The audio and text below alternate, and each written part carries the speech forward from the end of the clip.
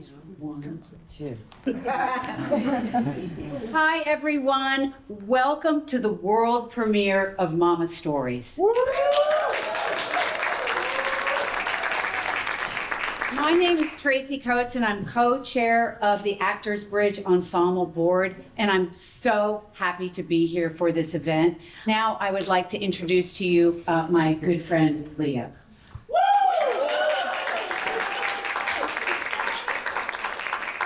So good evening, everyone. Thank you so much for coming. This is night 2 of what has been sort of a passion project for Valley, Cynthia, and myself. And so what you're going to experience is kind of this perfect storm of what happens when you combine the arts, public health, and community-engaged research. Yes. To add to our little team of merrymakers, we also need to recognize our partners at Morehouse School of Medicine. So Natalie Hernandez-Green, you'll hear her voice tonight. She and her team actually conducted 90 qualitative interviews with Black and brown women who have experienced a near miss. And so what Cynthia has done in her brilliance is sort of weaved all this together to be the experience that you'll have tonight. So I hope that you enjoy the show. We hope that you will do your post survey after the show and then join us downstairs in the salon. Well, and let me ask you, has everybody completed your pre-show survey? Yeah. Excellent, awesome. A round of applause. As Leah said, we'll be allowing you time after the show to do your post-show survey, and then you're going to join us downstairs for some libations, some delicious food, and some really robust conversation about maternal health. So we hope you enjoy the show. Enjoy the show. Thank you.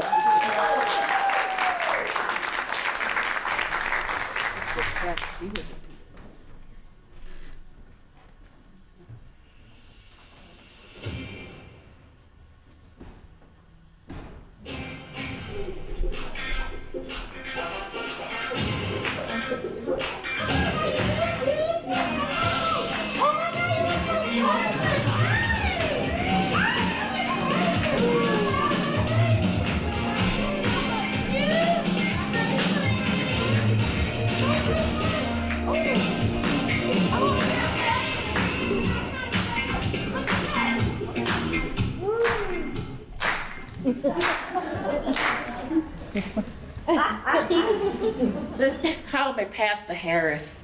I'll be mopping up that sweat because the Spirit is moving through me. Friends, thank you so much for coming out. And let me just say, welcome to the Mama Conference. Give yourself a round of applause. You are going to hear some really moving, amazing stories tonight. They're going to inform you, they're going to make you cry, they're going to make you giggle. But before we do that, I have to make sure this is going to be a good crowd for us, okay? I need some interaction. You are not allowed to sit and be silent, okay? I need to know I have friends in the audience so we can bring this experience to life. Okay, so this is something I've observed. You know, friends, there is nothing quite as delicious as the promise of a new baby.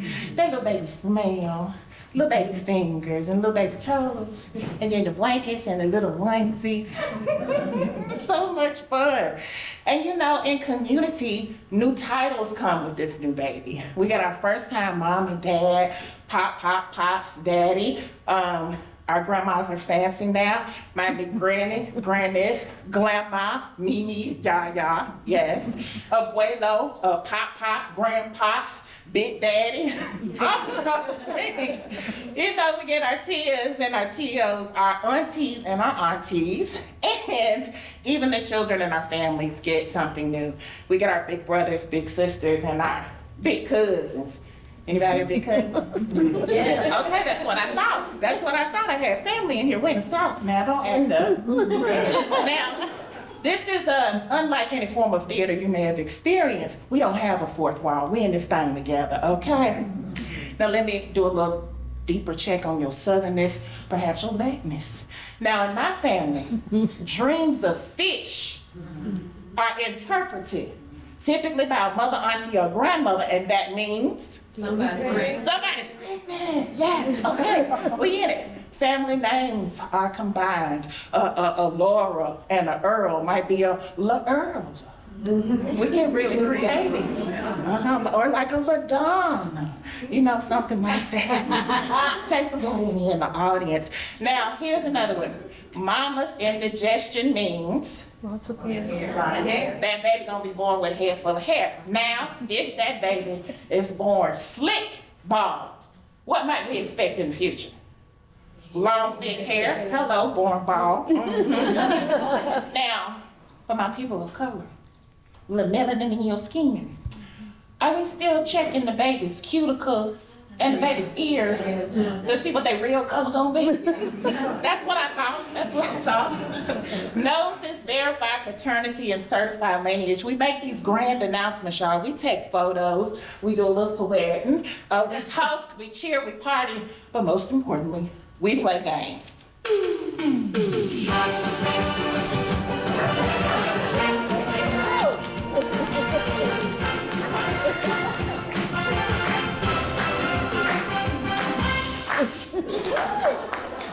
Choreopoem. You didn't know I was gonna be dancing where you like. All right, we only have 3 questions tonight, and I need you to engage with me. Category 1, baby shower food. Really easy. We asked 30 aunties, tias, and TTs to name the most important food items at a baby shower. We're looking for the top 8 answers. Cupcakes. Cupcakes, excellent, not on the list. Come on, top 3. Now, meatballs, how do we make that sauce if somebody's auntie? What? Great chili sauce. Great chili. Some greens. Wings, yes. Okay, wings is on the list twice. So we're gonna break that. What's one of those kinds of wings? Lemon pepper. And then you need just a plain bread. Everybody can't take all that spice of those pepper chunky. Let's think dips. Protel. Come on. That other dip is newfangled. That's right. The spinach artichoke dip. Because if it don't have meat in it, our families don't always know what to do. Now there's a type of bread or bun that is preferred. Y'all so good. Now you might not get this one, but I love it. I'm so glad it made number 8. There's a beverage here. Wine. Close. Hennessy. Hennessy. There you go. Secondary is Courvoisier as a backup. Question number 2. Now our category is new baby rituals. So this time we asked 75 grandparents to name the most important rituals for a new baby. Again, we're looking for the top 8 answers. New baby rituals. What do we do when we first get that baby home? Smell it. I didn't hear what you smell it. That is excellent and accurate and not on the list. And what else? Bathing. Bathing, very close. We got a head shaving. We getting there. But speaking of bathing, it's not a bath, but it's a Baptism. okay, christening, dedication, a baby shower. That as well. Anything else on here? Anything done with the ears or anything special for little boys? Circumcision. That's circumcision, putting that baby through that trauma, but that's okay. That's all right, it is what it is. Okay, so y'all have done very good with this one. So I know you are going to be amazing in this last category, which is new mama rituals. So we just did new baby rituals. This one's new mama rituals. This time we asked 56 mamas of color to tell us the most impactful rituals they experienced related to pregnancy. And this time, we're only looking for the top 5 answers. New mama rituals. Breastfeeding. Say again? Breastfeeding. Is that a ritual for mama? We in the ballpark, but it's not on the list. Bulk meals, like freezing them? That is a kindness. That's counter to the family, but it's a ritual for the mama. The binding, say more about that binding. The time, okay. Also a beautiful ritual and cultural tradition, the closing of the hips or the closing of the bones. Also wonderful, but not on the least, you guys.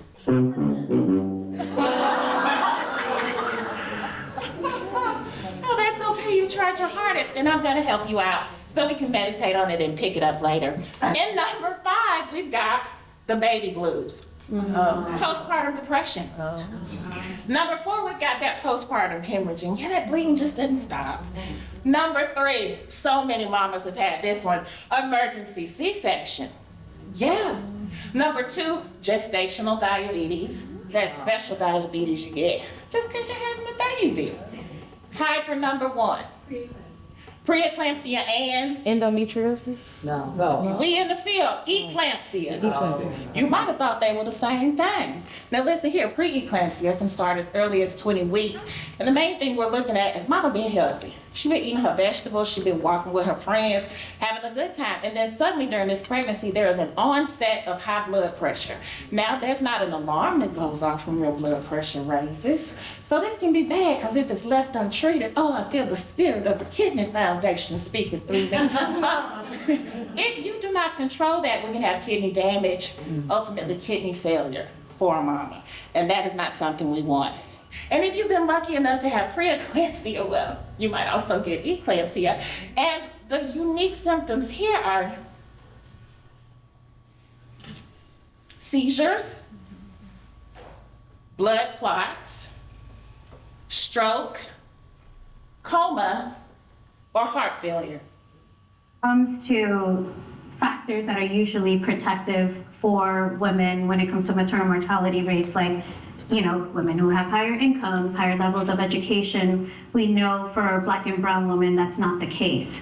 A Black woman who has or graduated from college still has worse maternal health outcomes than a white woman who dropped out of high school.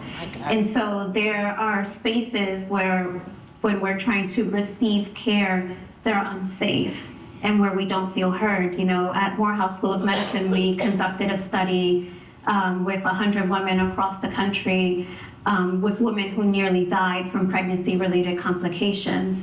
And the biggest thing we heard was that they weren't heard, they felt discriminated against. And normally you hear discrimination because of your race, but also discrimination because you're on Medicaid or the type of insurance that you have. And so, we have a long way to go, but I know that, a lot of this is systemic. And in order to really achieve maternal health equity, we can create the best medical interventions, we can do the most amazing programs, but if we don't change systems, we're just putting Band-Aids on a very difficult and multifaceted issue.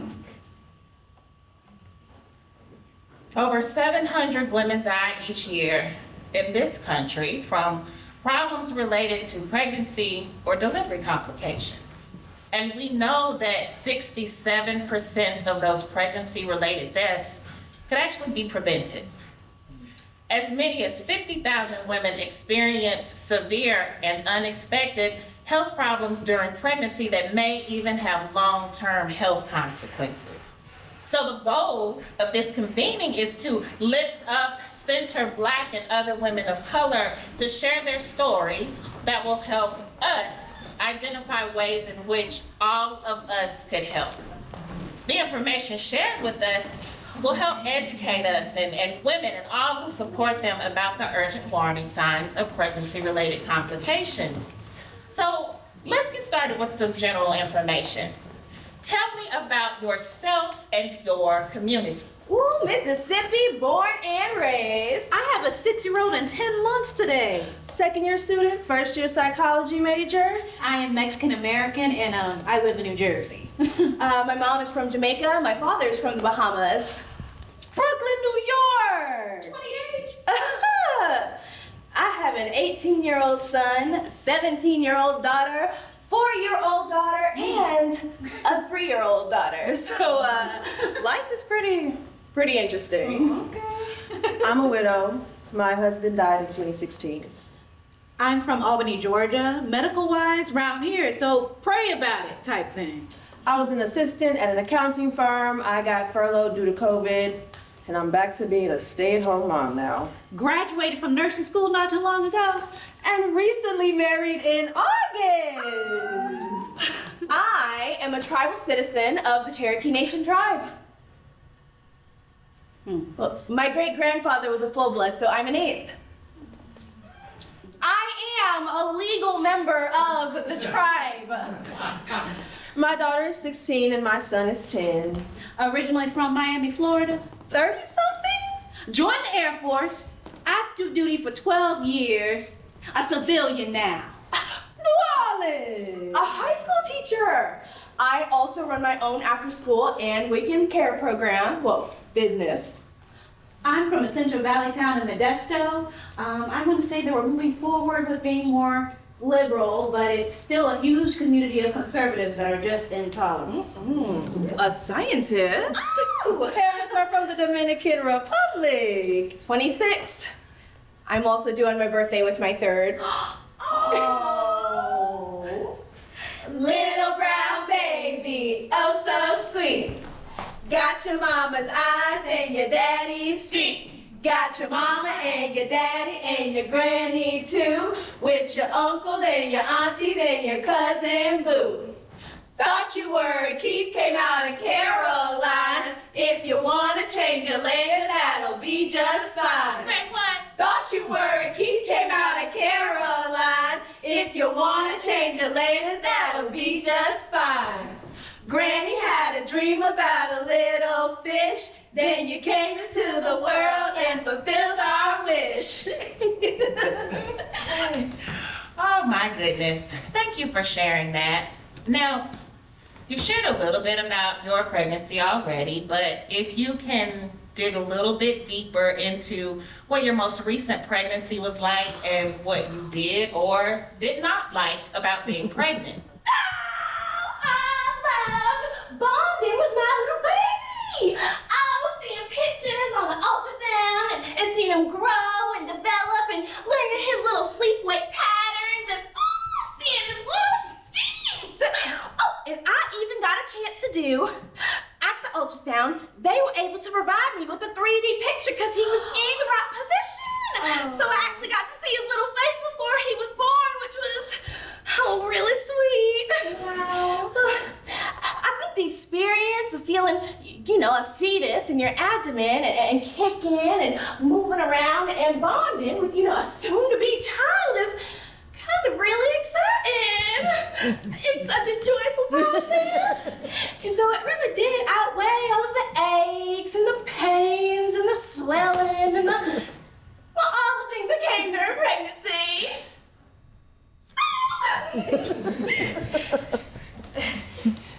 Just being 100% honest, I hated being pregnant. But that's because I had a really, really complicated pregnancy from as early as 5 weeks pregnant. I didn't know I was pregnant at the time, and before I knew I was pregnant, I thought I was just probably getting sick or something like that. I would feel like a burning sensation in my nipples when I would shower. Everything was just hypersensitive. I enjoyed how nice people were to me, because in New York City, that's not. People are nice. If you need something, people will help you. It's not like people are mean. They just won't go out of their way. You know what I mean? It always seems like pregnancy just makes others happy to see you pregnant. So I think that was the best part. Just seeing the joy people got from talking to me about pregnancy and motherhood and how you can just bond with strangers over children, which is nice. I had a great pregnancy. I didn't have any nausea, or I wasn't too sick. So I enjoyed. I got special attention. People were like, oh, can I bring you something at work? Or can I just take an extra break? Oh, that was nice. Those perks. It just feels like people pay extra attention to you, which is nice. Can you describe any complications that arose while you were pregnant? Or how about personal things happening in your life that may have affected your pregnancy? Everything started out fine. For the most part, the pregnancy was great. Everything started out fine. For the most part, the pregnancy was great. Everything started out fine. For the most part, the pregnancy was great. Everything started out fine. For the most part, the pregnancy was great. Everything started out fine. For the most part, the pregnancy was great. Everything started out fine. For the most part, the pregnancy was great. Everything started out fine. For the most part, the pregnancy was great. It started out normal, completely.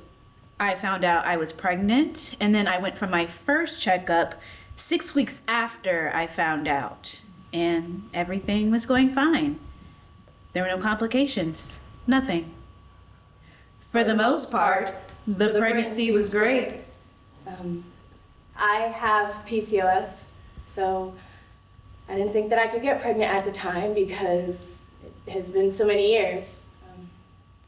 I never got pregnant before. That was my first time. When I went to the doctor's office, I was in complete shock. Well, in the beginning, I was feeling a little sick, but nothing like the textbook. I wasn't having nausea. I wasn't having any of those symptoms to make me think that I was pregnant. I just thought I had a cold. That's what I thought it was. I thought I had a cold. I was like just congested and wasn't feeling well overall because it was January when I found out. For the most part, the pregnancy was great.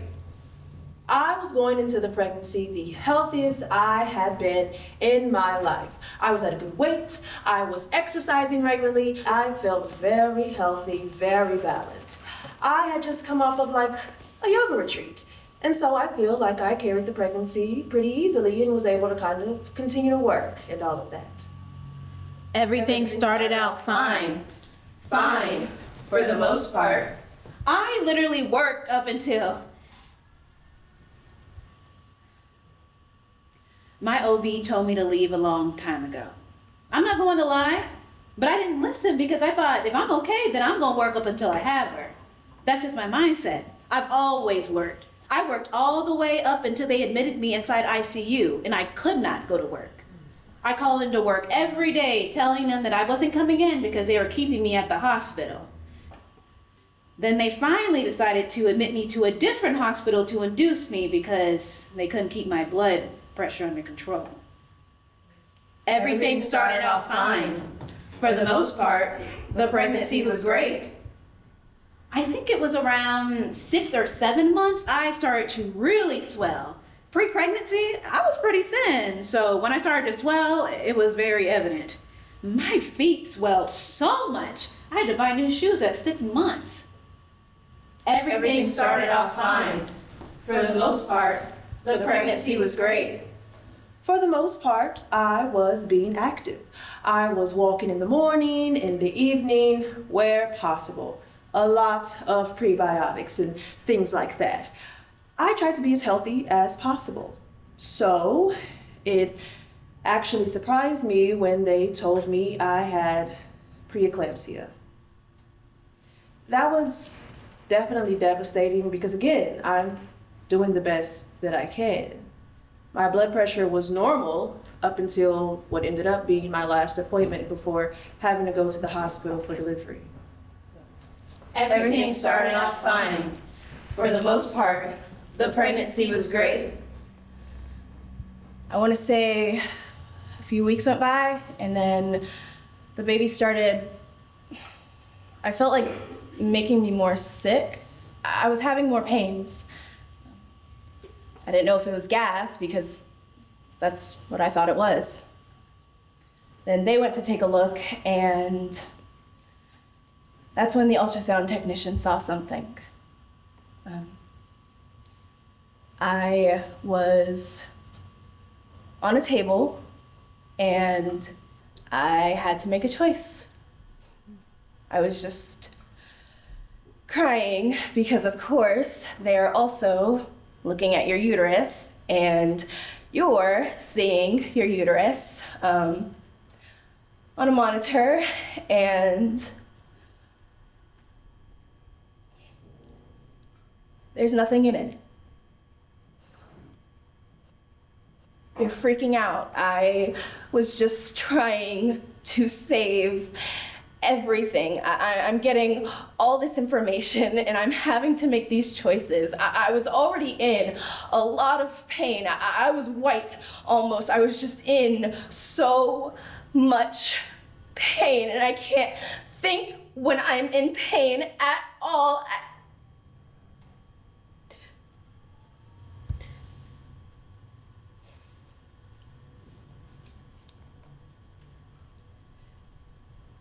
I'm hearing what they're saying, and I'm just trying to make the best call. Because, of course, I'm still getting the risks of everything anyways. That if they try, there's still the risk of this and that and the other. Everything started off fine. For the most part, the pregnancy was great. I think the issue started in my second trimester when I developed gestational diabetes and didn't really know why, because I was still eating healthy and I was still being active. So that was kind of a shock to me, and then having to really be strict about my diet. I also think, as a physician, I feel like I was a little bit lucky, just because I kind of know how pregnancy goes and what to expect.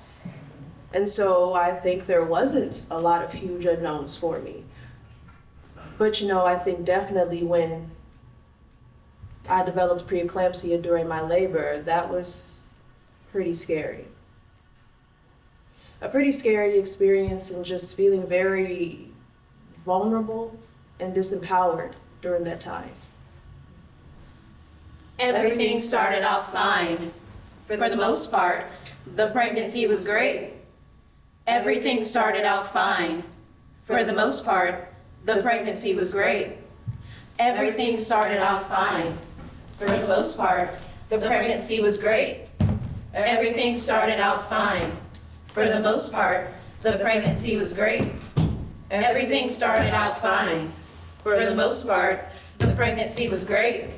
Everything started out fine. For the most part, the pregnancy was great. So when did you suspect that something was not going right with you or with your pregnancy? It was just like a regular day for me. I have a doctor's appointment. I drove myself there. She was like, Are you okay? Are you feeling fine? I was like, yes, I feel fine. Why? She said, Your blood pressure is abnormally high. It's really high. Why don't you lay down in the room and then I'll come back down and check on you in a few minutes to make sure it's not a misread or something.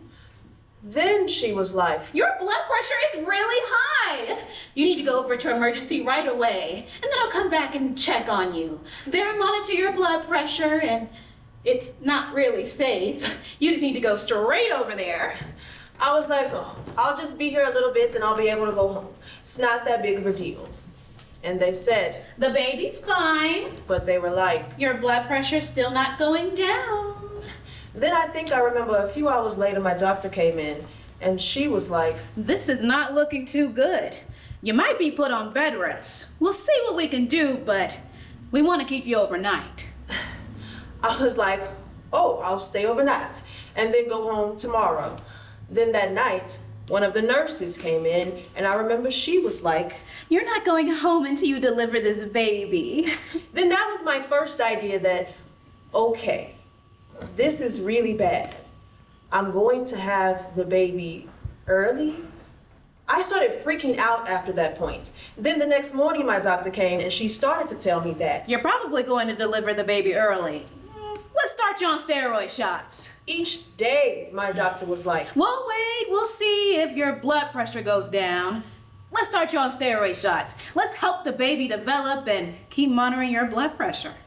Then I want to say, after 1 or 2 days in the hospital, she was letting me know that You need to prepare to deliver this baby. I was like, no, I'm not going to. I don't want to. It's too early. She was like, No, you can't wait any longer. You could have a seizure. You could have a stroke.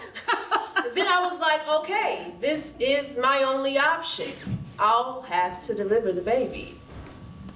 She told me, she was like, We could induce you, and you could try to do that with your blood pressure being so high, and then the added stress of having a natural delivery, that'll add more stress on your body, and your blood pressure could go up even higher. after hearing that, I was like, all right, I don't want anything to happen to me or the baby. Let's go ahead and do the C-section. Then she was like, All right, let's schedule for an afternoon C-section.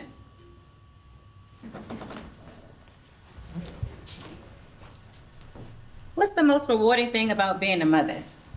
Just watching them grow and that bond that you share with your child. I have a little one of my own, and he acts like me and looks like me. And I know he's still forming his own personality, but he keeps me going. You can have that love for your partner or your spouse or even your animals, but that love for your child is indescribable. And that's what I try to tell people all the time, especially the ones who don't have kids and the ones that don't have bonds with their kids. For me, that's what keeps me going. Now, how was the process when you arrived at the hospital, and how was your complication resolved? Take me through this part. What was said to you, and did you know what was going on? What was their communication like with you, and just how did you feel at that moment? And then we finally got a room, and then they started inducing me. They gave me like Cytotec, I think. It was the drink. Yeah, they started giving me that. I guess they said every hour they gave it to me. And it was like, the nurses and everyone was so nice. You know, once I actually got a bed and got all that stuff, it was like everyone was so nice.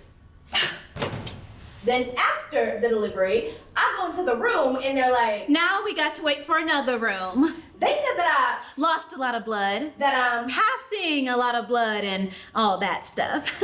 I was like, okay. They were telling me that my, Blood pressure is really high. then they gave me some Tylenol and they were like, Just drink a lot of water. It's going to be fine. You're going to be fine. no. They gave me a tablet. They gave me a tablet at that time. I was like, okay. Then they were like, No, this is for your blood pressure, to keep your blood pressure down a little bit. I was like, okay. Then when the nurses came, they were like, Your blood pressure is still really high. they were like, All right, we're going to get you ready to discharge you. Just call your OBGYN because your blood pressure isn't going down. It's not really stable. Oh, and when you get to home, call them and make an appointment. I was like, all right. Then the other one, she was like, These things happen. Yes, these things happen. It's because you're older. We're not meant to have babies when we're older. I was like, bitch, like I just fucking gave birth, and that's really the last thing you're gonna say to me as I leave it. She said that to me.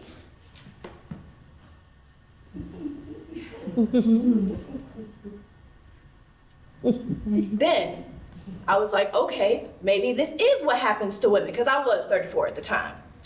She was like, Yes, just follow up with the doctor. then another nurse had come in, and she was like, Listen, if you start to feel like you're getting a headache or you start feeling dizzy, just come to the emergency room. Come straight to the emergency room. I was like, okay. I just felt like I was being pressured to leave. Then they did say, Oh, we're gonna send this medication to your pharmacy. Oh, when you get home, make sure to check your blood pressure. I was like, I don't have any money. How? Where am I supposed to get a blood pressure machine right now? Where do I even get it? I've seen them at the pharmacy, but I just gave birth. I just want to go home. Now you're telling me I got to get a blood pressure machine. Luckily, my dad had one. He lent it to me, I got to use it. I remember that night I checked my blood pressure and I was like, all right, it's still a little high.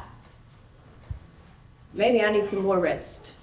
Maybe I need to drink more water. Maybe I need to get some more sleep.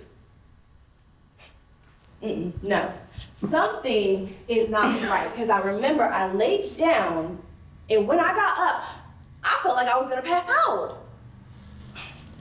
No, maybe I'm overreacting. But I need to go back to the hospital. I need them to tell me that I'm okay. They were like, Yes, we're admitting you to the hospital right now. You need to be... I was like, what is this? I'm staying here? What is that? They were like, Yes, you're staying here, and if you decide to leave, you're gonna have a stroke. I was like, what is I'm staying here. How long do I need to stay here? They told me that I would have to stay. Possibly 24 to 72 hours. I was like, what am I supposed to do with my child? What do you mean I'm staying here? She's not even gonna know me. I just gave birth to her. Now you're telling me I gotta stay here separate from her? Is there somebody that can give me something like formula or something to send home to my... Something so that I don't feel so guilty for being here and worrying about what's happening to my newborn. Then they brought me over a manual breast pump. Nobody even taught me how to use it.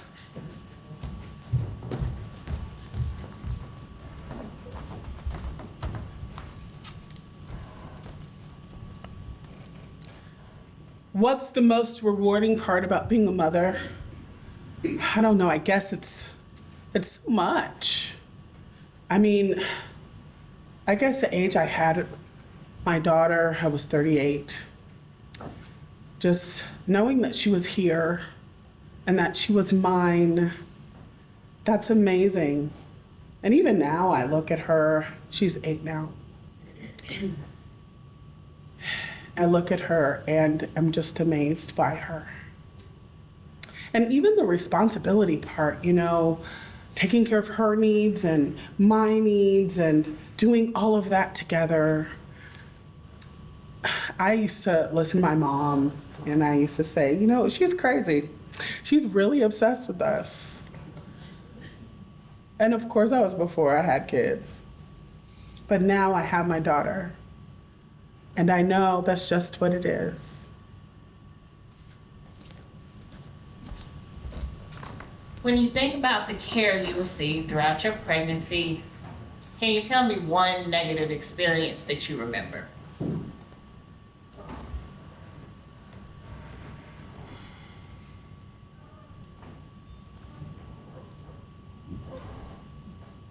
Postpartum is a thing of its own.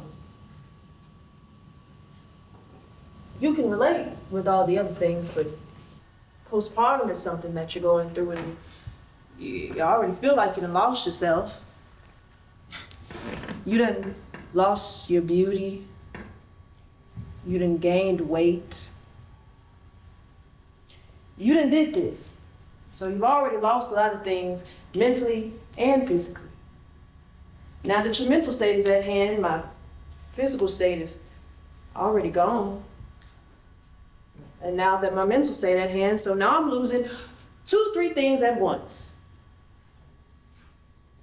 I remember that the midwife, she was telling me, she was like, within your 6 weeks, if you need to come back to the hospital, go to labor and delivery. Don't go to the emergency room. Go to labor and delivery. They admitted me. They started administering medicine every 15 minutes. They took off all the lights in the room. And they took my cell phone away. They needed me to be in a mellow zone. They started administering medicine every 15 minutes. They've taken my blood pressure and that damn kit going boom, boom, boom, boom, boom, boom. like alerting me. And I'm like, this is not right. It's about 8, 9 o'clock, then 3 o'clock in the morning, that's when my pressure started breaking. They started giving me more medicine. They ended up starting to take it by hand. They ended up taking it with a stethoscope. They ended up doing it on their own.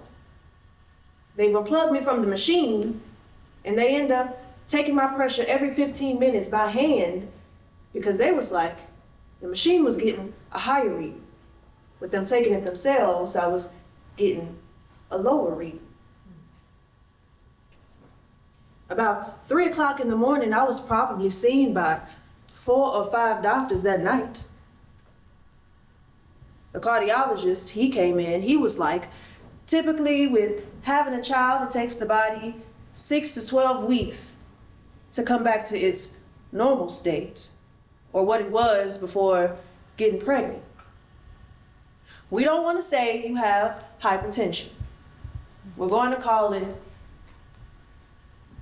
preeclampsia right now, because you're still in your pregnancy stage.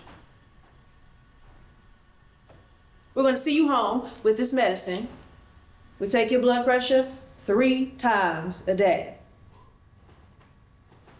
If it's under 110, if the top number is under 110, don't take your medicine, because it means you're dropping too much. Now, if it's over 110,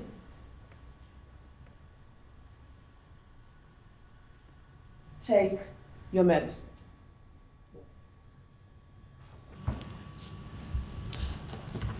What is the most rewarding thing about being a mother? I would say the most rewarding thing about being a mother is waking up every morning and just seeing her. Oh, she is just so perfect. I love her so much, and I guess just her being in my life. I've lost 2 pregnancies before, so it really feels like this just is meant to be. And just like me, having to facilitate the learning of another human being, I mean, from the groundwork, it's like, I don't even know how to do it, but I just love seeing her apply it and to see her grow and just flourish. Ugh, that would be the most rewarding. The happiest? I would say the happiest moment would be when I got home from the hospital and my whole family was there. I mean, just to give me all of the support and love I could ever need. Unfortunately, it didn't come from healthcare professionals, but having people like my mom and my mother-in-law, women who have labored way more than I have, just to be there to give me advice and honestly, get me in and out of the bed every day. Just shifting gears a little bit. Now, do you think at all that there was a time during your pregnancy or your birth experience where you felt discriminated against in any way by a healthcare professional, in a healthcare setting, a doctor, even someone that just like makes appointments, just anyone that you interface with? I think I was maybe 24 years old at the time, fresh out of college, working at the Centers for Disease Control and Prevention in the maternal and child health arena. And at that time, didn't have a whole lot of understanding around just autonomy as a patient. And so I wouldn't have categorized it at that time as being discriminated against because I was a Black woman, but I definitely considered it being just being a first-time mother, because there was a whole lot of, I would say, dismissal of questions and comments and that sort of thing, just based on being a first-time mom. During my prenatal visits during my second pregnancy, they were very adamant about pushing birth control. Like, it wasn't anything I brought up with them, and I wasn't even far into my pregnancy before they were saying, okay, so what are we gonna do so we're not having any more kids? Are you gonna be getting your tubes tied? Are you interested in this? And I'm like, I haven't even said anything about birth control. I'm currently pregnant. Like, I can't do anything about that right now. And I mean, I know this country has a history of sterilization and things like that, and it kind of felt like that's what they were pushing. They knew this was my second pregnancy, but even still, there wasn't any reason for them to push that on me. The medical community sees me as a woman of color. I'm dark-skinned. I'm a full-set woman, heavy, you know? I don't consider myself to be pushy or aggressive, that people generally associate as a negative idea around dark, black-skinned women. I don't consider myself to be like that. But I guess others perceive it that way. So sometimes I'm not given full information on things, or when I ask questions, I'm not being answered. So I think especially after this experience, is when I became more aware of what was actually happening.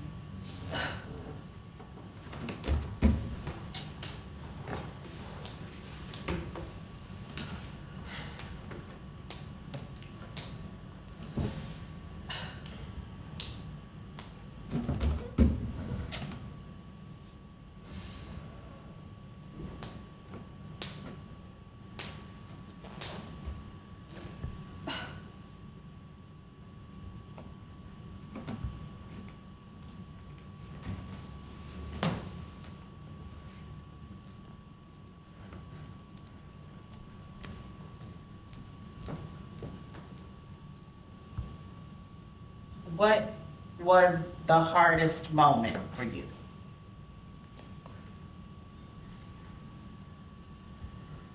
He was 2 pounds, 3 ounces, something like that. No, 3 pounds, 9 ounces. When I delivered, I began to hemorrhage as soon as he came out. They started,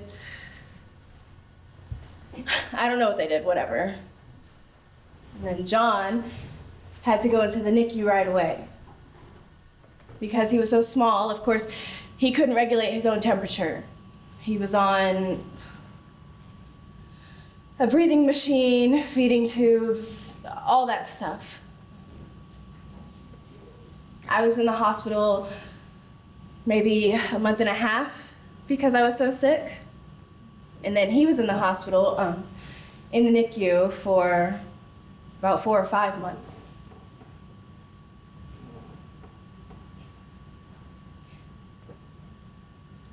I was so sick that I couldn't see him. When they took this picture, this was maybe a few weeks after he was born, or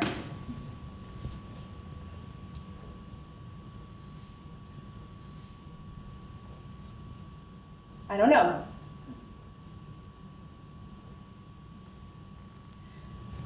They brought in a mental health professional.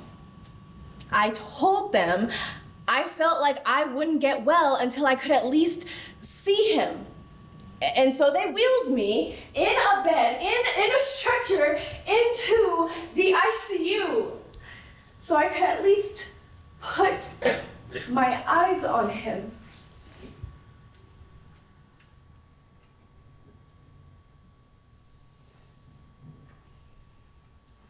When I was released from the hospital, I was able to go to a Ronald McDonald.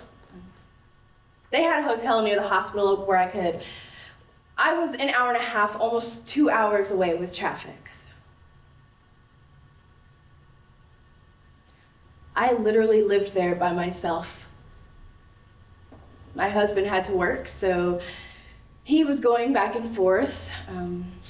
My mother-in-law, she took off work and she helped me with it. When he was finally released from the hospital, I stayed with my mother-in-law for another 2 months. She helped take care of me and take care of him.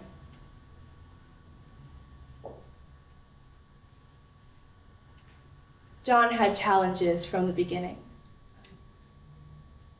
Well, I don't know if you want to hear about this or not. This may be helpful. He had some developmental delays. We worked hard. Lots of therapy and physical therapy, occupational therapy, speech therapy. He has Asperger's, which is a high-functioning form of autism, and epilepsy.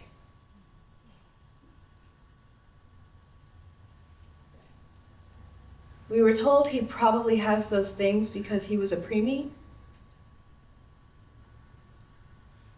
I never knew that he could have long-term effects.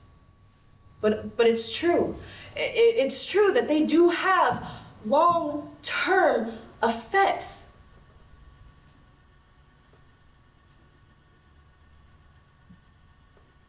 But he's a fighter. He's tough. He's smart.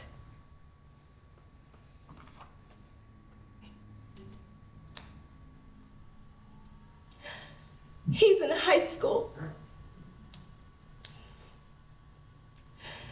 He's in his last year of high school, taking college classes.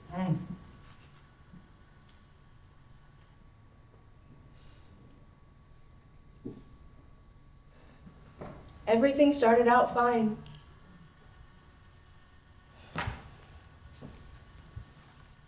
For the most part, the pregnancy was great.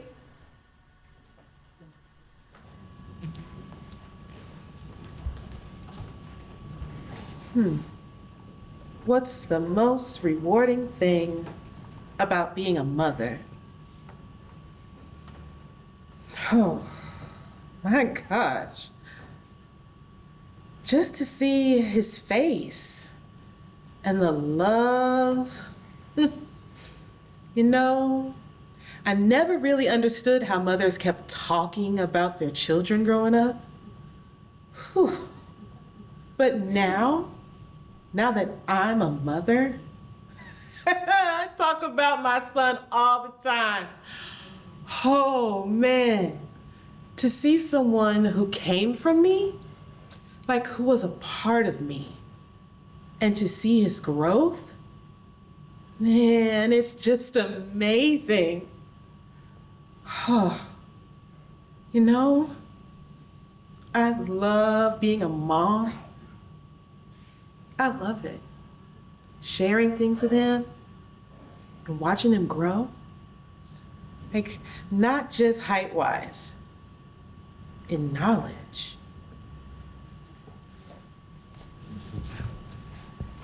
How was the process of seeking immediate help? Who did you turn to? How did they respond to you? And just like, who made the decision to seek medical services?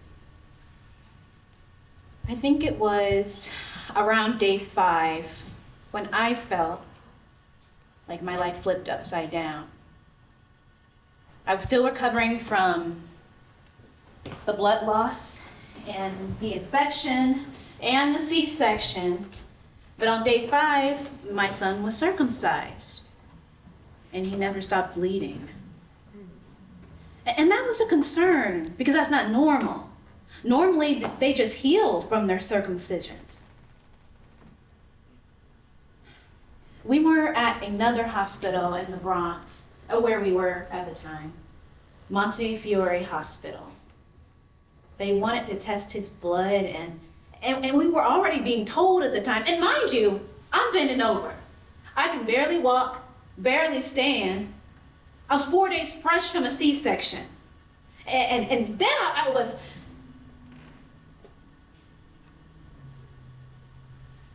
We went to another hospital, and they were informing me that they were about 95% sure that my son had a bleeding disorder. And because of that bleeding disorder, because it's sex-linked, they get it from their moms, because boys get their X chromosomes from their moms, which meant that I was potentially a carrier. They wanted to test my blood, but I don't know if you know anything about bleeding disorders. But getting to the point, that had a lot to do with why I actually lost so much blood.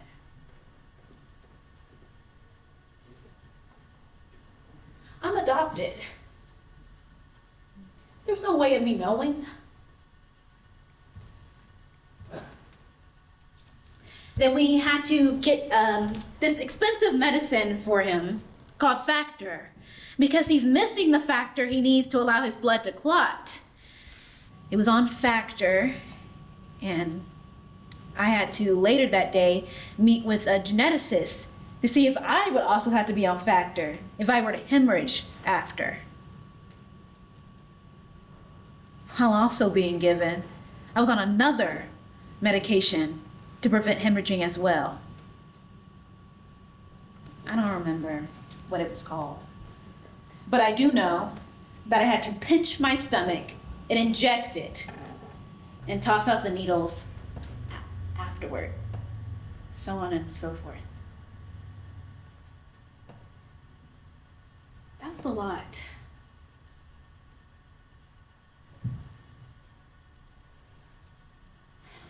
I think emotionally, it's not something you ever really get over, because I don't.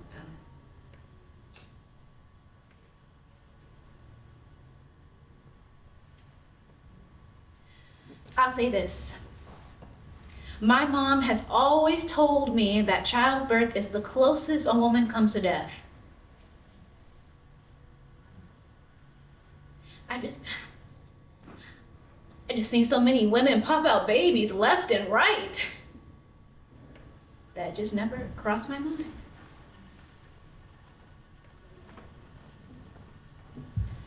Little brown baby, oh so sweet. Got your mama's eyes and your daddy's feet. Got your mama and your daddy and your granny too. With your uncles and your aunties and cousin Boo. Thought you were her keep, came out of Caroline. If you want to change it later, that'll be just fine. Granny had a dream about a little fish. You came into the world and fulfilled our wish.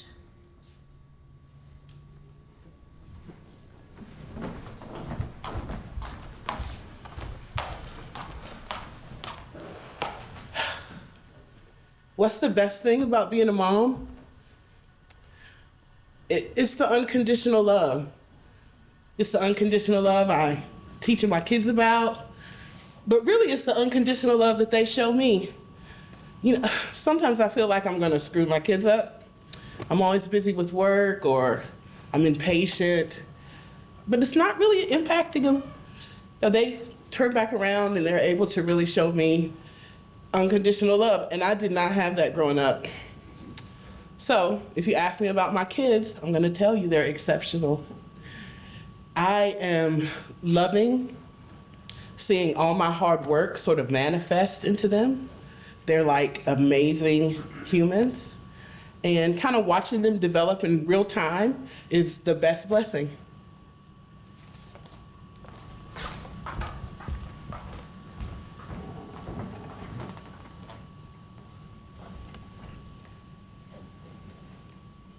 How does your pregnancy or near-miss experience affect your life today?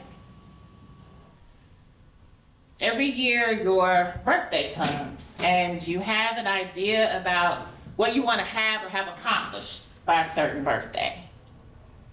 I remember when my 30th birthday came and I was so depressed because by then I had lost the ability to have kids. And I'm sitting there thinking that I should have them, and I don't. Then I just celebrated my 40th birthday last year, and I was still in the same place without kids. I mean, even though I had gotten so much further in the fact that, like, I saw a fertility specialist at Kaiser, and they were taking, like, tests and letting me know it, and it was just so much more than I had done before. Luckily, I got a lady who, because usually with the OBGYN, back when you talk about fertility treatments, they don't actually see what you're working with first. To develop a plan, they start with step A, and when you finally get to your follicle count, you are on step F. Well, at least this new doctor was like, no, we're gonna start with step F, and we're gonna see what you're working with so we can make this plan. But then I get told I have less eggs than a normal woman my age, and I thought, of course I do. It's my body. Of course I do. And now they only do it until the age of 45.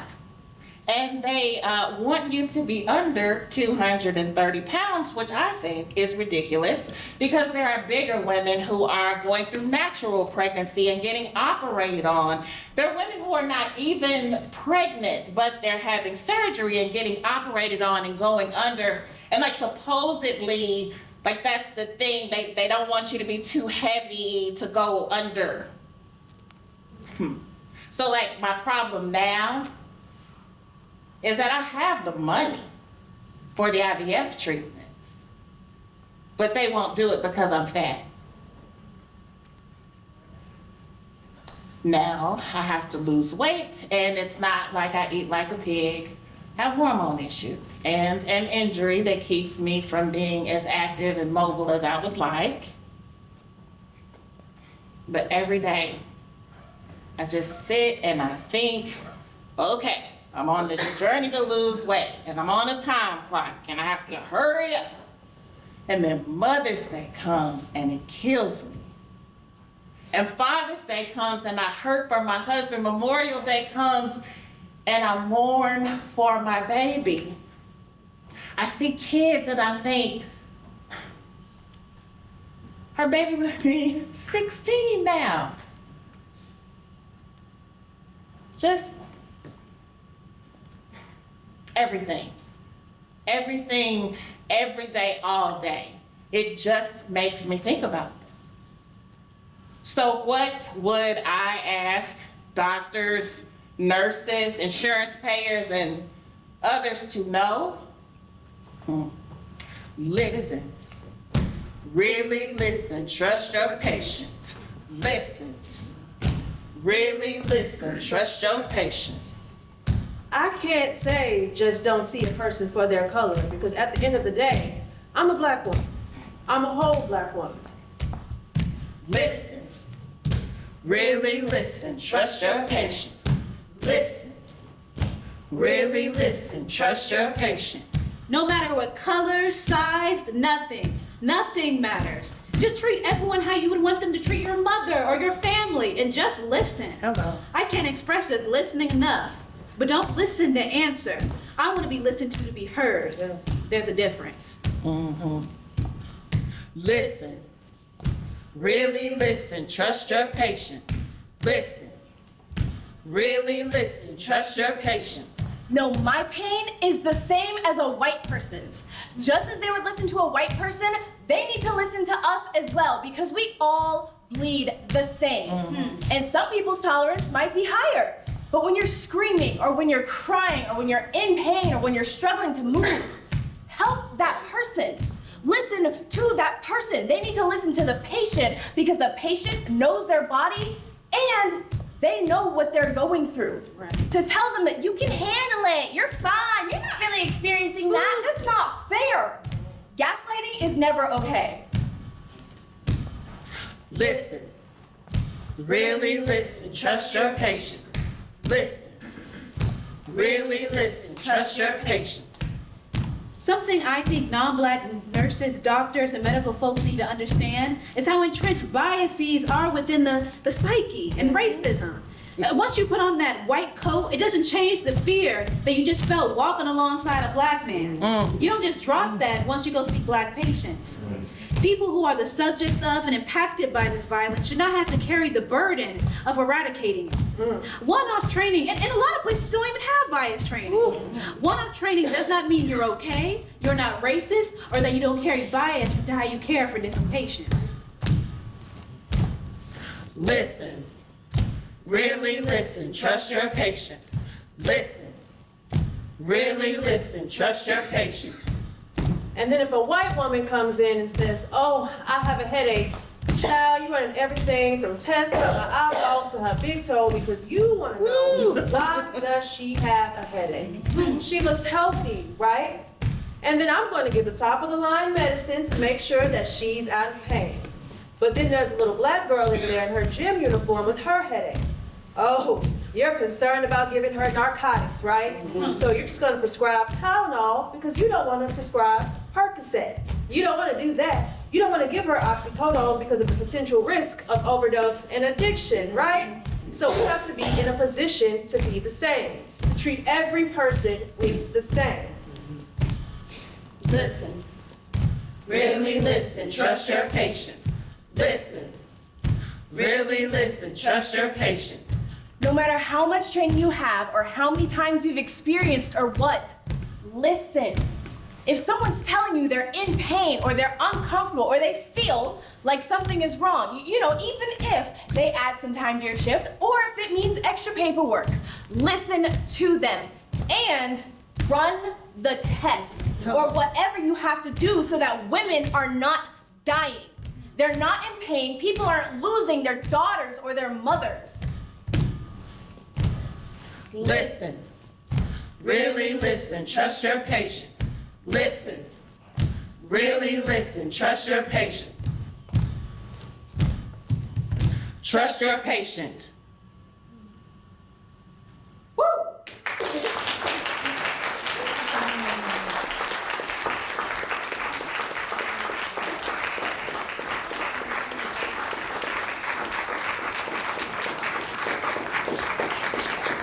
Let me see you get down. Baby, this shit's not been breaking in for way too much. Until it gets too much.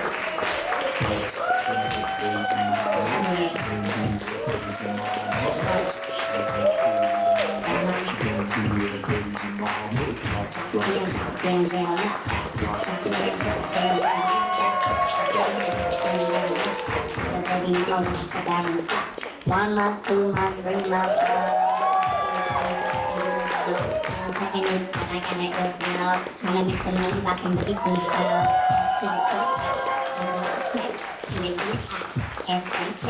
And then don't talk. Doing my way, pick up when I get bored. Bringing my baby shopping for me. Pay my rent, your opinion is irrelevant.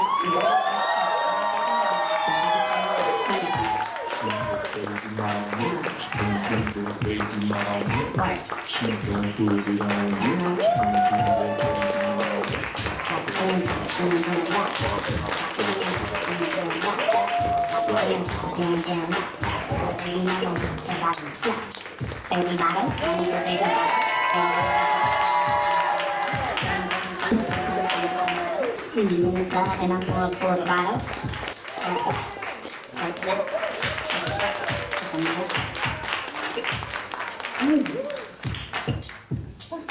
Yeah, I said I'm pregnant, get the chocolate board and pay my rent. Take my rent, I'm a baby mama, I can do just what I want, work. I'm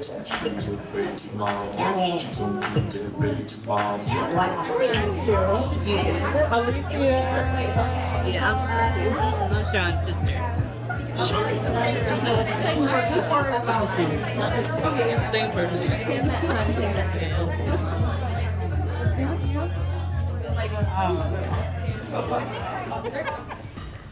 So part of the Black woman genius that Cynthia has brought to this particular experience is finding things that we think would separate us, but actually drawing them together artistically in a way that brings us together. So a lot of the stories that you've heard tonight, a lot of the experiences that you were privy to, you may feel disconnected from. So let me take a moment and connect us all.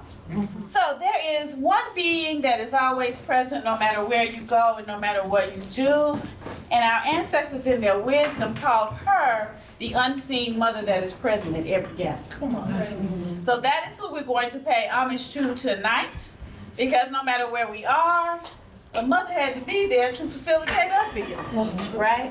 So we're going to talk about the mothers tonight, and we're going to talk about the mothers in a way that brings us all together and gives us that cohesiveness that we need to process what we just heard as a community, to help bring our emotions down, to help settle ourselves, and to help find some solutions that each one of us will be able to do starting now, starting tonight. That's right. All right? We give praise and honor to our mothers, who from the time that they were conceived with ovaries, carry us inside their bodies. We give praise and honor to the mothers of our mothers, who from the time that they were conceived with ovaries, carried our mothers, and therefore us, inside their bodies. We give praise and honor to the mothers of our mothers, who from the time that they were conceived with ovaries carried our grandmothers, and therefore our mothers, and therefore us inside their bodies. These are the people that we're discussing tonight. The bodies that each of us had the luxury of living in, so that we would then be able to be here, be able to exist. So we give praise and honor to these mothers all the way back to their first mother on each continent, who gave birth to humankind, culminating with that first African woman who squatted and gave birth to the all. Okay? We give praise and honor to all mothers represented in our faces. That's me and you. We look just like our moms. We give praise and honor to all mothers represented in our voices. Praise and honor to all mothers represented in our gesticulations. Praise and honor to all mothers represented in how we live life and how we move through this thing called life. And we're going to end by you giving praise and honor to the mothers in your life by saying their names. And we're going to say our mama and them's names too, right? Yes. So mama and them, you know, that's your mama, auntie, grandma, all them people, right? Me, ma, all of them. We're going to say their names and give praise and honor to them, and that is how we will end. So let me hear the names of your mothers now.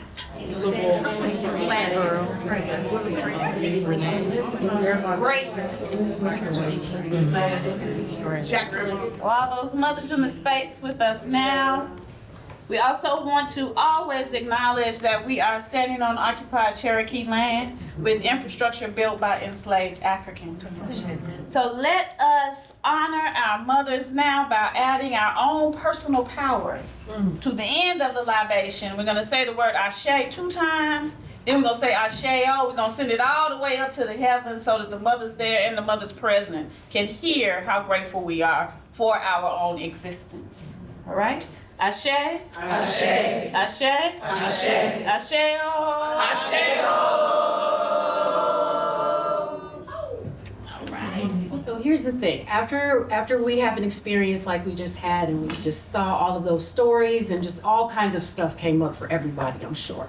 I'm sure everyone's like, oh, this systemic, this and that needs to stop, and you know, we need to change this, and you guys need to take this on the road, and and I know somebody you ought to get in touch with because they, you know, and that is excellent, because that type of immediate response is proof of our core innate humanity that is so beautiful, because when one human being witnesses or hears or sees a dramatic representation of human suffering, the first thing we jump to is we want to fix it all, we want to change it all so that it never happens again. So that's a good reaction.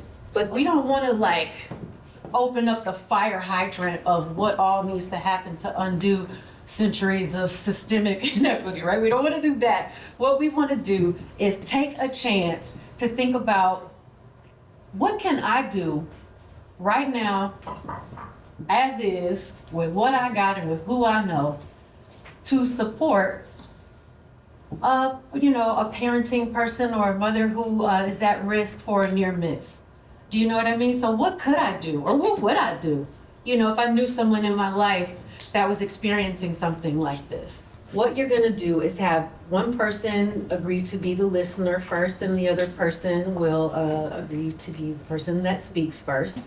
And we're just gonna take it slow, just a minute of undivided, delighted attention while you express your response to the prompt. So everybody talk to the person next to you or whoever you want. Figure out who's gonna talk first, who's gonna listen first, and then get going. You got a minute, and then we switch.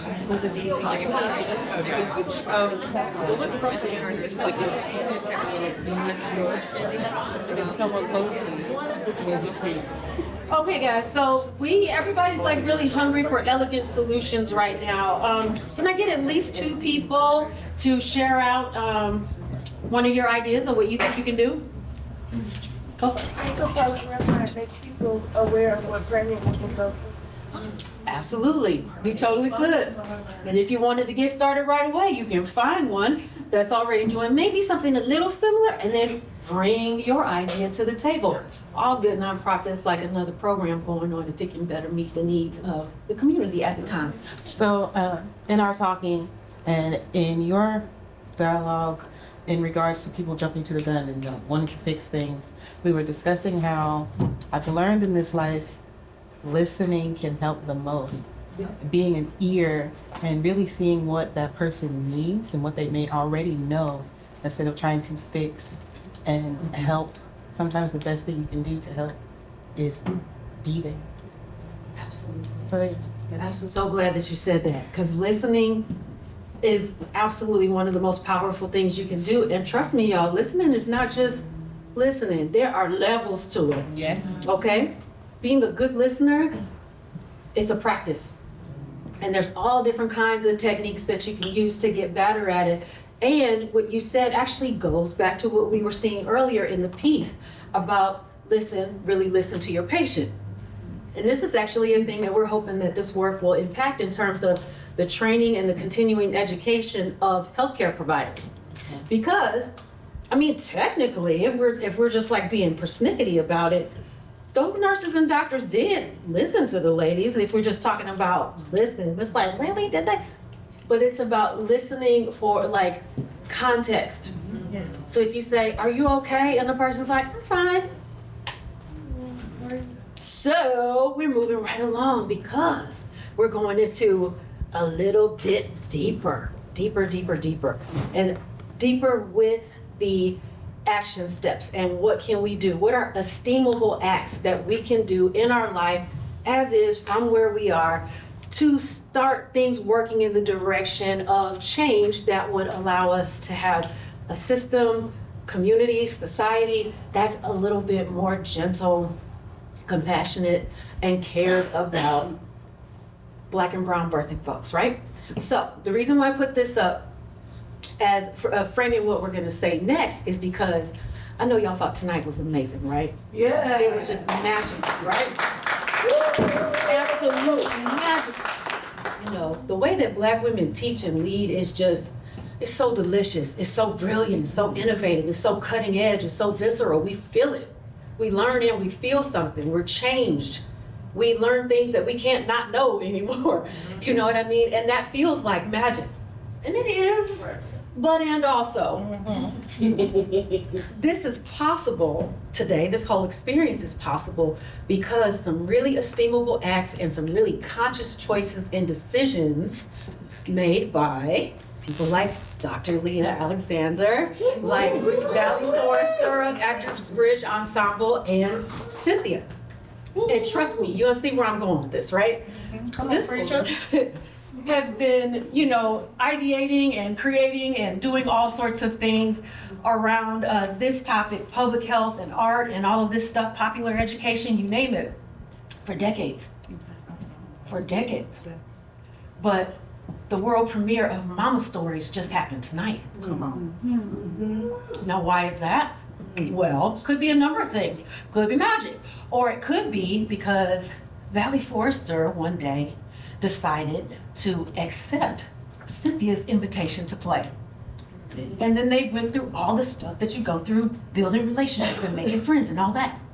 And then one day, Leah's like, I really enjoy this play that I'm at, that I'm so good. I think I might want to work with her. And the miracle happens.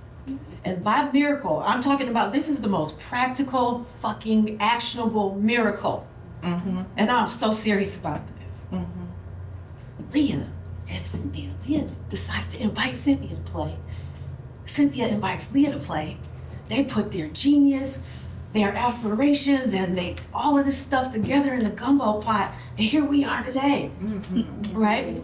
So you want to support brilliant Black women who are doing work to ultimately make changes that will improve all of our lives. You've got to do some esteemable acts and make some really important choices that are free, money-wise. You can start at any time, and it's just about decolonizing your relational practices. And to get very specific, because I'ma just say it. I'ma just say the shit. And y'all can call out other things if y'all see too, but just like with Cynthia's cards in the beginning, we all know this shit, right? So that means that when there's certain things that crop up in your life, you have to root it out, knock that shit out, and deal with it right away. And some of those things include, these are the threats to some really good artistic and creative academic partnerships today. So there are things like competition, pageantry, colorism, mean girl shit, okay, gatekeeping, bullying, jealousy, envy, withholding. And just generally getting in the fucking way when someone's attempting to do a new thing. We can learn to deepen our listening skills, which we do by practicing. And then we can work on, seeing the good thing and saying, oh, I'm having fun. Okay, don't be diminished, oh God, she's so smart, oh, she's so pretty. Oh, okay, what can I do to help? What can I do? Do it knowing that you have something of value to offer, right? Do it knowing that what I felt tonight was real, and I want to keep going. I don't know, maybe you say, oh shoot, I went in the audience on night 2 and I consider myself part of a cohort now, so if Leah and them need some letters of support, if they need some community members to interview, or whatever they come up with, I'll make myself available. That's just simple. Even if, hey, I'm not with that, that's not even my bag, I don't do public health, I don't do this and that or whatever. As a person who came, saw something good, had a good time, and left with a smile on their face, you are now a champion of the work. So if it comes up in conversation in mixed company, you can be the one to say, oh yes, I affirm and validate what those ladies are doing. And if you're smart, you got any good sense, you can get behind it. So what was hard? What was hard about tonight? Reliving the stories. Right? I mean, I think that that number in the beginning saying that 700 women in the United States have died, and knowing that the United States in so-called developed countries is abysmal at maternal health care. And even amongst the people here in the audience and the people in the cast that we could have died or something happened to us. It's shocking every time. Absolutely. I feel what was hard, it was a couple of things, but I think the thing that stood out that was the hardest was listening to women's experiences of judgment through their doctors and through their providers. And I say that because that is common, those are common stories that I get. Just to add right quick, I'm a psychologist and I have a private practice, but I also work in healthcare settings. I work with, in different clinical settings with doctors and physical, just a host of people. And in my private practice, it is not uncommon to have a client come to me, woman of color, Black woman, with a frustration of an assumption that she needs medication or that there's a substance use issue. Right. And when that came up, that was very familiar. I have not experienced that personally, but I hear it more than what be comfortable with. And so to know that when you go to your doctor and you're in pain or discomfort or having some experience, and to hear through the questions, it's not said directly like, well, you might get addicted, so we're not gonna prescribe this to you. But it's in very subtle ways. You feel it when your client's sitting there processing with you in their therapy session, like, I think I've changed my doctor, but it's so hard finding a doctor. Like, it becomes a whole thing that you should not have to deal with. And I think that was one of the hardest things, just wishing that was not an issue, but yeah. Absolutely. And final question, Pens. What do you never want to hear said again? That's a tough one. 700. Yeah. I think what I would never want to hear said again is something in the vein or the theme of knowing that there's a serious condition or medical issue, and so I don't really have one word for it, but yet you send that patient home, you'll be okay, especially after having a child. Because of all the things that the body does. So whatever is said that causes that to happen, because there's a lot of other research and studies that have been done that talks about how many women die later after childbirth from being sent home, and what the lack of medical care if time had or intervention had been applied more timely. So the things that are said that causes that to happen, to send a woman home who's telling you something's not right, that thing. The lack of care, right? I think that's what the stair step of the snowball effect of a lackadaisical attitude toward Black women's pain. I wonder if there are at least 2 of you out there, we'll see what happens if more are feeling so inclined, but if there's at least 2 folks that would like to give an appreciation for Cynthia's artistry and leadership this evening. So I love and appreciate Cynthia. I went to one of them damn shows. I don't know whatever. How to Catch a Flying Woman, and I just imagined. I'm getting emotional. I imagined being a part of that group and that sisterhood. And I thought, damn, I want to be friends with her. This really is kind of a dream, to be doing this work with you. And I really do, love you. I count you as a friend. And I appreciate you so much. Thank you.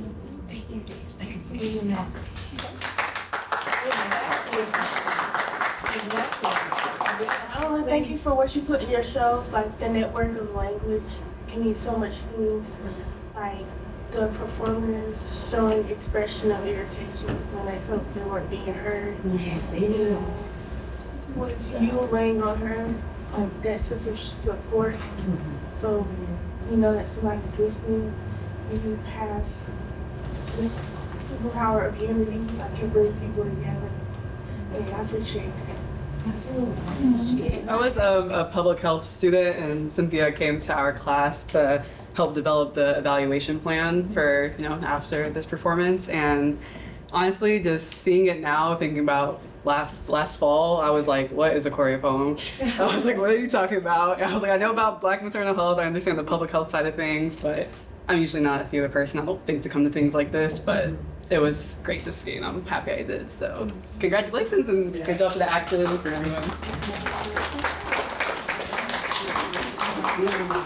My heart is full, thank you.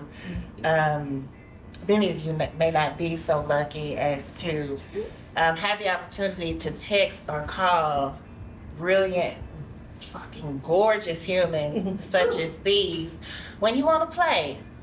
You got an idea.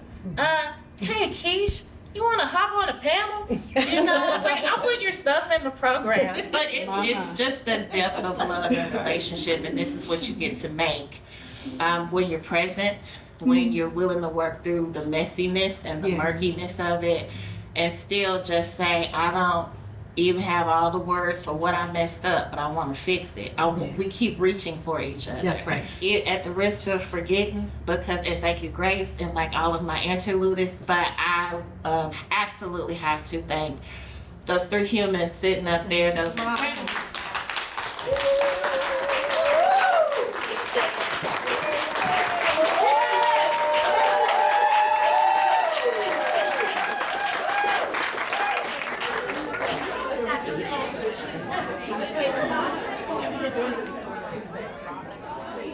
So what we're gonna do right now is hear from our panelists on this sofa that brought this beautiful, brilliant production to life for us today.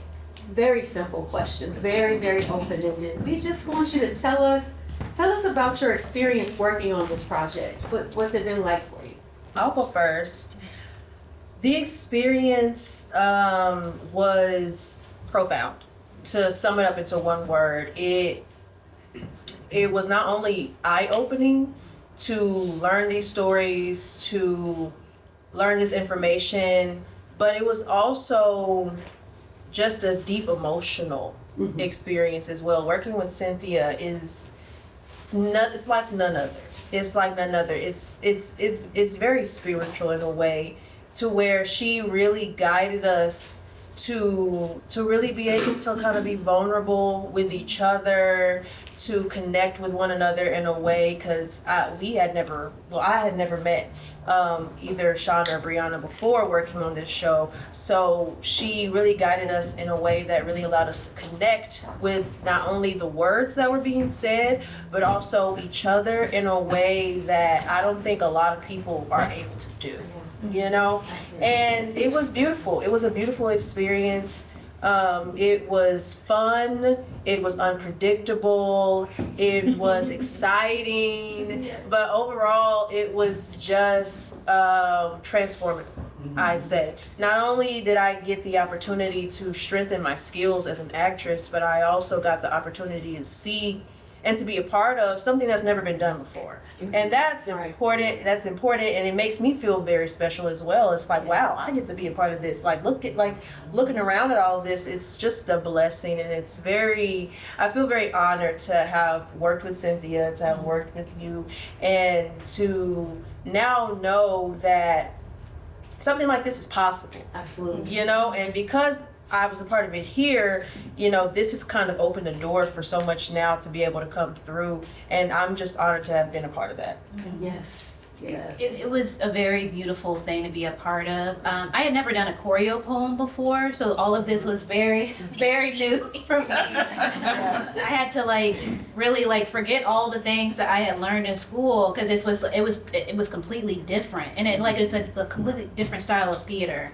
So I'm glad that I got to have this experience and that I was able to give you what you wanted. You did. I've always been very afraid and frightened by the thought of pregnancy. I'm like, well, I don't know if I'm gonna do that. I don't know if that's for me. But through this, I was able to the information that we were given. I was like, I think I could see myself having children now. It's something comforting about knowing that so many women are going through the same thing. And now there's stuff like this opens that conversation and where we can talk about it and where we know that we're not alone. I'm probably having kids in the future. But yeah, I'm just very grateful that I've gotten to work with all of you. And like Raven was saying, this has been a very intimate and spiritual experience, because we've had to be so vulnerable. Cynthia just brings something out of us that, but with some rehearsals we're sitting up crying, and some rehearsals we're talking about astrology, and some rehearsals but it seems irrelevant, but it all helps in making us vulnerable, and we've gotten so close because of it. This experience has been magical. I spent my minute doting on my queen over here. I've worked with Cynthia 4 times in the past year. I had 4 performances with her, and I know, right? And I grow every single time. And I was telling her I learn something new every time about the world, about new this. I don't know anything about maternal near misses. Had never heard of it, before. Didn't really understand it. So I go into this experience like, okay, don't know how I can relate, but the thing about it is relatable. Even if, you've never experienced that personally, you might have still experienced discrimination, in healthcare, or having to fight and advocate for yourself, or, people who have experienced this, and it's so cool that it's relatable to everybody. And for me, I feel like I learn so much and I grow as a performer and as a person, and it's very therapeutic, it's so cool how Cynthia creates this safe space for us to come in, and she says play, she wants us to play with her, and we're also growing and bonding and healing and learning, and it is so amazing and beautiful. It's so cool. Miss Cynthia, she knows, my past and my experiences, so, it's so cool to be able to have that friendship, to where I can go to her before the show starts and be like, hey, I'm missing my mom, and she can relate, and she immediately, big mom hug. Immediately, and it's so wonderful and such a. That's not for everyone. Mama and nobody, but you got to go through the process. You got to pay the cost to hug the boss. What would you like us all to know? Director, playwright, public health practitioner, goddess, best friend any human being could ever have prayed for. Keeper of tradition. Whooper of asses when needed. Fryer of breakfast potatoes. I could go on. I want you to know that I appreciate your presence and being here and lending your energy. When you extend an invitation to play, you do not know if folks will accept. But what I've learned in my life is being, in one hand, a beautiful little chocolate girl with long black hair, but also a loner and creative and in my own world with stories and listening to grown ladies in the beauty shop, so I can't relate to children. That's right. They don't watch Young and the Restless like I do. Right. They're not up on where Victor Newman and Vicky are. So it wasn't all easy. You have to decide that what's true for you and what keeps you sane is worth fighting for. Yes. And it is not easy. We make sacrifices so that we can keep a house where we the only ones with the key. Amen. Right. Amen. Cars that get us where we want to go. So it is hard work, and I say that because this looks like fun, and it looks really pretty, and it is fun, and it is gorgeous. But the process and the work was in rehearsal.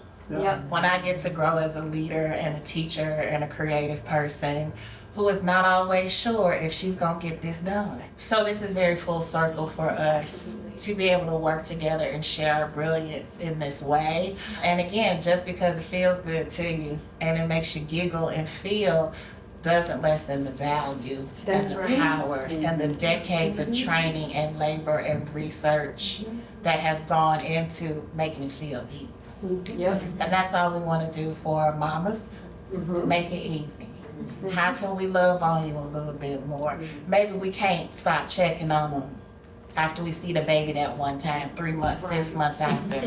I've heard up to 16 years, we need to check on moms. Come get her. It's all of those ways to say, I'm okay, I'm fine, because you don't know what good actually is. Right. And because you're alive, we call that fine and we keep pushing. But there's a huge difference. So what if there were mama rituals? And what would they be? Not about the baby, How do we celebrate the mama? How do we bless the mama? What are the postpartum rituals we gonna do?